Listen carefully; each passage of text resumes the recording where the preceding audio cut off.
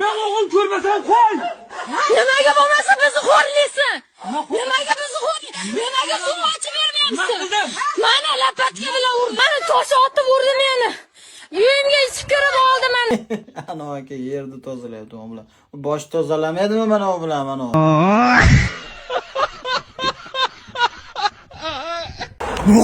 Instagram deyish уже hammani asabiga tegib bo'libdi. Akalar bugun bayram.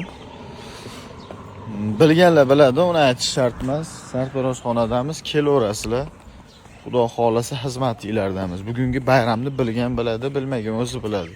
Bugun 22-may xudo xolasa. 2026-yil 22-may. Qanaqa bayramligini tushuntiringlarchi, yozmasdan tushuntiringlar, iloji bormi? Bosamiz hammamiz birmiz. Hozir qaytib chiqaman, buni sesimdan chiqib qoldi. Kelaverasizlar. Chiroyli qilib jo'natib yuboramiz. Приятный atirlarni sepib, hammamiz birmiz. Bundan buyoq biz Toshkentda reklamani boshladik. Bemalol aloqaga chiqib biz Toshkentga keldik mana. Toshkent setsiyaga bemalol aloqaga chiqib reklamani bosamiz bundan buyog'iga. Qo'yni ber.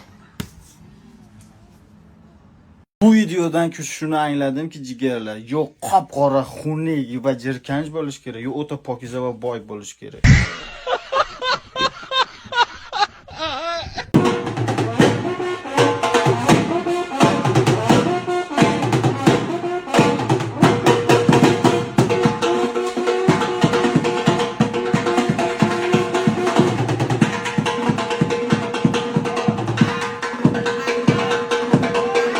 Rossiya degan yaramas narsani kim o'ylab topgan akalar? Kim topgan bo'lsa kommentga yozinglar, borib qirib tashlayman sochini. Javob qilaman. Kim birinchi Rossiya degan narsani o'ylab topgan? Yozamiz, portlatamiz Instagramni. Portlatamiz, tez belgilab tashlaymiz. Kim o'ylab topganini bilsanglar, belgilab tashlanglar. Uyga borib kalga olmasamiz, mimi boshqa qo'yaman. Bosinglar jigarlar. Assalomu alaykum akalar, yaxshimisizlar, charchamayapsizlarmi? Kun tushdi-yu, kun.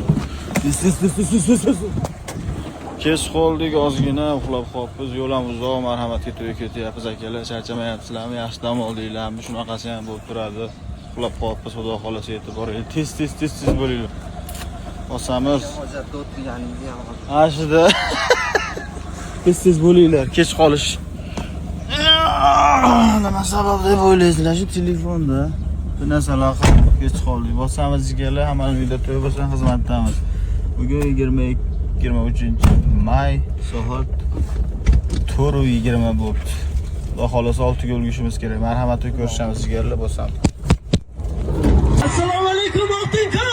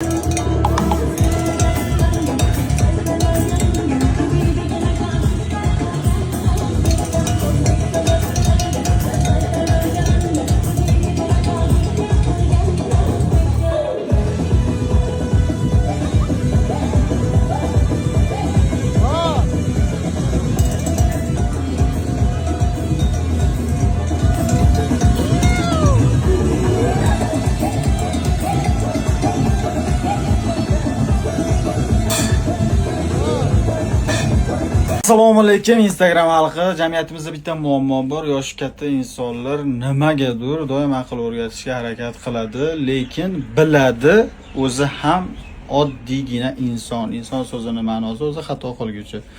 Shu narsadan juda qattiq asablarim buziladi. Kim bo'lishidan qat'iy nazar xato qildim. Uzr so'rashni ham bilish kerak. Yoshi 150 da bo'lami, 140 da bo'lami? Xullas nima demoqchiman? Kim o'zini nima deb bilsa, bir 150 ta kitob o'qigan bo'lami, xato qildimi, kichkinami, kattami uzr so'rashni ham bilish kerak.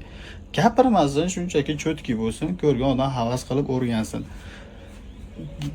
Ushlab, bu qil deyish shart emas. Oldin o'zi zo'r bo'lsa, meni fikrimcha, bo'ldi, ko'rib turib havas qilib, kerakli narsasini olaveradi odam o'zi. E'tiboringlar uchun katta rahmat. Katta odam degani 150 ta kitob o'qidi degani xato qilmaydi, zo'r odam degani emas. Akalar, opalar, shu narsaga ahamiyatli bo'lamiz. Yosh katta inson hamma narsani biladi degan gap aslida juda noto'g'ri deb o'ylayman. Bu meni shaxsiy fikrim. Komment yozinglar, shunaqa aqlli, umuman xato qilmaydiganga o'xshagan odamlarga tashab qo'yasizlar.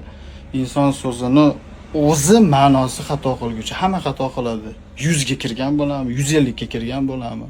Xato qildimi, uzr so'rashni bilish kerak. Kichkina 5 yashar bolaga ham nohaqlik qildingizmi, uzr so'rashni biling. Keyin u tarbiya oladi sizdan. Tarbiya berish, gapirib, panitga berishingiz shart. Prosta to'g'ri bo'ling, bo'ldi. Avvalasizlar tashab qo'yamiz shunaqa. Hamma narsani to'g'ri deb bilib, o'zidan boshqa hech kimning gapini tan olmaydiganlarga tashab qo'yasizlar.